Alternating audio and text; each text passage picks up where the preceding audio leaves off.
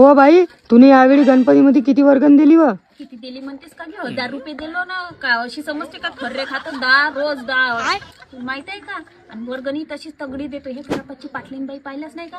बहीण माईच्या घरी तेवढी मोठी शेत आहे, हे आहे, नवरा मस्त कामाले जाते आणि का दिलं वर्गणी? 50 रुपये का दिलं? थुतू तिच्या जिंदगीवर बापा. एवढा गणपती, सार्वजनिक गणपती राहते, गुलाबजामुन बनवते, शिरा बनवते, वांग्याची भाजी बनवते, विदर्भाची शान. आणि ह्या बाई काय लागत नाही वाटत का?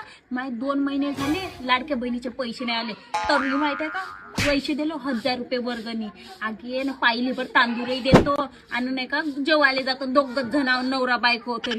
आणि ती कशी किती एवढी मोठी बाई बापा, मला विचारच आलं का होय का यायचा. अशा बाई आईले नाही का गटातूनच काढायला लागते. गटाचे पैसे मागायला गेला तर लपते तिकडं अंदर ना, वर्गणी मागायला गेला तर तिकडं बाजू खाली लपते.